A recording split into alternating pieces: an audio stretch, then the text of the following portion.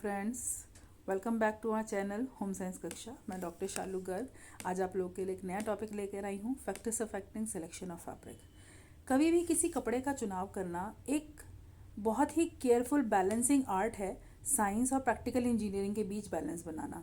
क्योंकि जो कपड़े हमें गर्मियों के लिए बिल्कुल सही लगते हैं, वो अगर हम किसी छाता बनाने या कार सीट की कवर बनाने के लिए यूज़ करना चाहें तो वो बिल्कुल बेकार साबित होगा। इसीलिए कपड़ों का चुनाव करना सही वो बहुत एक इम्पॉर्टेंट एस्पेक्ट है।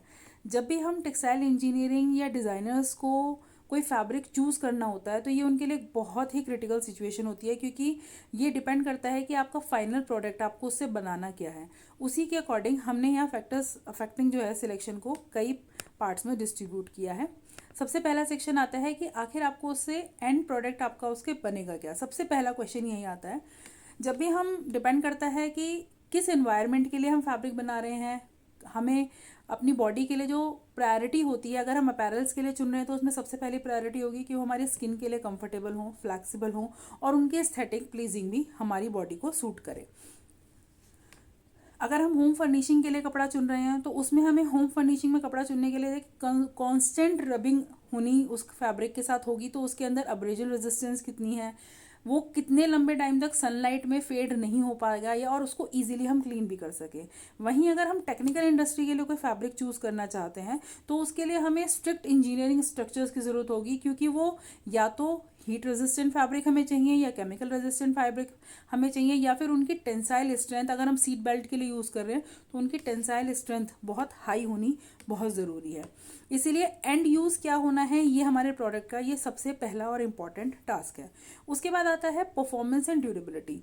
जब भी हम कोई कपड़ा चूज़ करते हैं तो सबसे पहले ये हमें देखना होता है कि आखिर वो कपड़ा कितने लंबे समय तक टिक सकता है और जिस पर्टिकुलर नीड के लिए हम वो फैब्रिक यूज़ कर रहे हैं उसकी वो जो उसमें रेशे ना टूटें, उनकी टेंसाइल स्ट्रेंथ कितनी है, कितने लंबे समय तक वो टिक पाएंगे।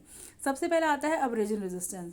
जब भी हम कोई कपड़ा चूज़ करते हैं तो अगर हम बच्चों के खेलने के लिए यूज़ कर रहे हैं या हम कारपेट के लिए यूज़ कर रहे हैं या हम अपहोल्स्ट्री के लिए यूज़ कर रहे हैं तो उन फैब्रिक्स के अंदर high resistance, high abrasion resistance होनी बहुत ज़रूरी है, जिसके लिए नायलॉन या सिंथेटिक के फैब्रिक सबसे ज़्यादा प्रेफर किए जाते हैं। उसके बाद आता है उनकी परफॉर्मेंस एंड ड्यूरेबिलिटी के अकॉर्डिंग ही होगा। सेकंड आता है हमारा टेंसाइल एंड स्ट्रेंथ, कि कपड़ा कितना लंबे समय तक और कितना एक्सट्रीम तक जो है वो टेंशन या प्रेशर को झेल सकता है। जैसे अगर हम ये पैराशूट या बैकअप नीड के लिए बना रहे हैं तो उनमें हाइट टियरिंग स्ट्रेंथ फैब्रिक में होनी बहुत ज़रूरी है। उसके बाद आता है डायमेंशनल स्टेबिलिटी। कुछ कपड़े जो हैं वो एक या दो धुलाई के बाद अपनी शेप खो देते हैं, लेकिन अगर हमें पर्टिकुलर किसी नीड के लिए हमें फैब्रिक चाहिए तो उनके अंदर उनकी डायमेंशनल स्टेबिलिटी रहनी बहुत ज़रूरी है, यानी कि धुलने के बाद ना तो वो श्रिंक हों या फिर स्ट्रेच आउट होने के बाद उनके शेप ना बिगड़े और धुलने के बाद उन कपड़ों का कलर और स्ट्रक्चर फेड ना हो जाए। उसके बाद आता है आपका कंफर्ट, जो है सबसे इम्पॉर्टेंट है, क्योंकि ह्यूमन बॉडी का प्राइमरी जो फैक्टर है वो बॉडी कंफर्ट के साथ ही होता है। उसमें थर्मल इंस्टॉलेशन, अगर हम वहीं बात करें थर्मल इंस्टॉलेशन की, तो वहाँ हमें ऐसा कपड़ा चाहिए जो आपको गर्मी से भी बचा सके। ज़्यादा गर्मियों में आपको गर्मी से बचाव के लिए चाहिए और ज़्यादा सर्दियों में हमें सर्दी से बचाव के फैब्रिक की हमें रिक्वायरमेंट होती है। उसके बाद आता है आपका मॉइस्चर मैनेजमेंट। जो हमारे टॉवल्स हैं, अंडरवेयर्स हैं, उनके अंदर हाई अब्जॉर्बेंसी क्वालिटी होनी बहुत ज़रूरी है, जैसे कॉटन के फैब्रिक होते हैं। वहीं हमारा अगर हम स्पोर्ट्स फैब्रिक की बात करें तो वहाँ हमारे को ऐसे कपड़े चाहिए जिनमें पसीना सोखने की एक्सट्रीम क्षमता हो, क्योंकि जितने भी एथलीट और स्पोर्ट्स वेयर होते हैं उनको हमें ऐसा फैब्रिक चाहिए जो हाई अब्जॉर्बेंसी रखता हो, हमारी जो मॉइस्चर मैनेज उसमें मॉइस्चर की हाई एब्जॉर्बेंसी हो, और उसके अलावा जो उनका इवेपोरेशन यानी कि हवा का जो आदान प्रदान है वो भी उसमें प्रॉपर हो सके। उसके बाद आता है ब्रीथेबिलिटी। कपड़े के अंदर हवा आर पार होने की भी स्पेस होनी चाहिए। लूजली वुवन फैब्रिक्स जो होते हैं वो अच्छे रहते हैं हमारे कॉटन के फैब्रिक्स के लिए, लेकिन जो जैकेट्स हैं उनके लिए हमें थिक यानी कि टाइटली वुवन फैब्रिक की रिक्वायरमेंट होती है। वहीं डिपेंड करता है। उसके बाद आता है आपका जो बॉडी पे जो हमारा स्पर्श है, यानी कि जो कपड़े पर हमारी बॉडी से जब कपड़ा टच हो रहा है तो उसके साथ हमें कैसी फीलिंग आ रही है। ऑब्वियसली बात है कि अगर हमें मुलायम और चिकना कपड़ा ही हम पहनेंगे, अगर खुरदरा और सख्त है तो वो हमारी बॉडी को सूट नहीं करेगा, हम उसे नहीं पहन पाएंगे। उसके बाद अब सबसे बड़ा एस्पेक्ट आता है कि कपड़े की रख रखाव कैसे किया जाए, उसका केयर और मेंटेनेंस। क्योंकि अगर हम बहुत ज़्यादा कपड़े ऐसे लेते हैं जिसमें हाई मेंटेनेंस की रिक्वायरमेंट होती है, तो वो कपड़ा बहुत लंबे समय तक हम लोग नहीं यूज़ कर सकते हैं। तो जो कंज्यूमर है हमारा, उसको ऐसा फैब्रिक चाहिए जो इजीली क्लीन भी हो जाए और लंबे समय तक उसमें चमक भी बनी रहे, वो ड्यूरेबल भी रहे और उसमें बहुत ज़्यादा उनको मेहनत न लगे। उसके अलावा ऐसी वॉशिंग एबिलिटी भी होनी चाहिए जो वॉशिंग मशीन में धोआ जाए, क्योंकि अगर आप ड्राई क्लीनिंग के लिए हर फैब्रिक को हम नहीं भेज सकते, वो इकोनॉमिकली भी वो नहीं मैनेजेबल होता।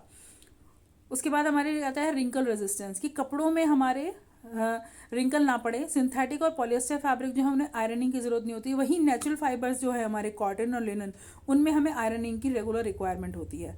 उसके बाद आता है कलर फास्टनेस, रंगों का पक्का होना भी बहुत ज़रूरी है, क्योंकि अगर कपड़ा धूप में थोड़ी देर रह गया या उसमें से कलर ब्लीड कर गया, या अगर बॉडी के साथ कहीं किसी पर्टिकुलर एरिया से बॉडी से कपड़ा रब हो रहा है, तो वहाँ से कपड़े का कलर नहीं उड़ना चाहिए।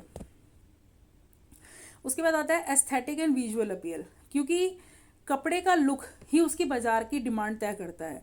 खासकर फैशन और इंटीरियर डिज़ाइनिंग में तो जो कपड़े का लुक है, जो उसका अपीयरेंस दिखा रहा है, जो विजुअल अपील है उसकी, वही उसको कपड़े को मार्केट में उसका फ्यूचर तय करती है। दूसरा क्या है, ड्रेपेबिलिटी, कपड़ा शरीर पे पहनने के बाद कैसा फिट हो रहा है, वो बॉडी पे फिट हो रहा है या लटक रहा है, ये डिपेंड करता है कि हमारा जो फैब्रिक है या जो हमारा स्टाइल है वो किस तरह का बना हुआ है। क्योंकि अगर हमें गाउन बनाना है तो हमें शिफॉन का फैब्रिक चाहिएगा, ताकि वो हमारी बॉडी पर ईजिली ड्रेपेबल हो जाए। वहीं अगर आपको बैग बनाना है तो उसके लिए आपको बिल्कुल स्टिफ कपड़ा चाहिए कैनवास की तरह से, ताकि वो अपनी शेप को ऐसे का ऐसे ही बनाए रखे।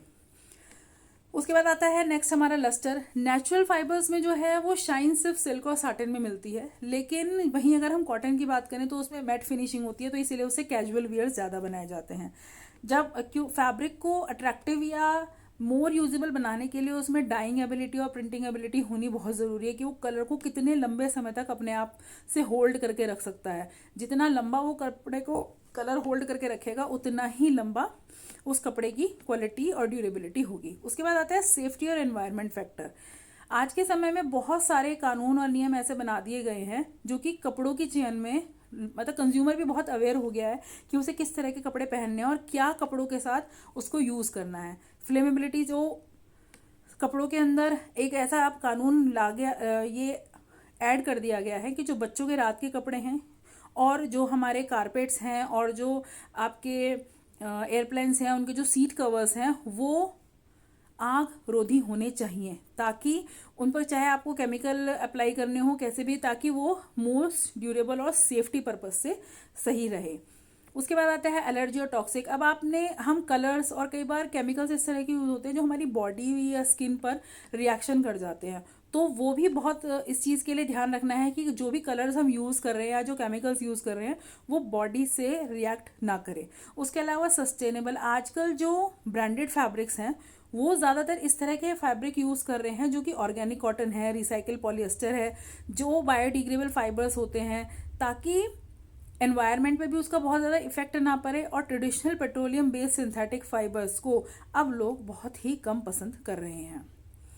उसके साथ कॉस्ट और इकोनॉमिक भी होना चाहिए बहुत ज़्यादा फैब्रिक, क्योंकि बहुत महंगे फैब्रिक नहीं खरीदे जा सकते। इसलिए कपड़ों का जो लास्ट हमारा ऑप्शन होता है वो ये होता है कि हमारा टारगेट प्राइस क्या है। जो हमारा एंड प्रोडक्ट तैयार हुआ है वो हमारे कंज्यूमर के टारगेट प्राइस से मैच होना बहुत ज़रूरी है।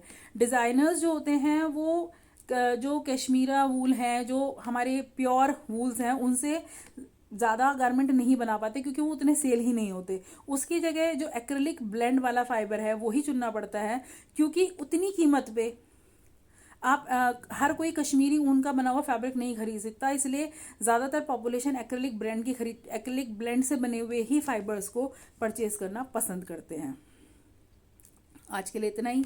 Thank you.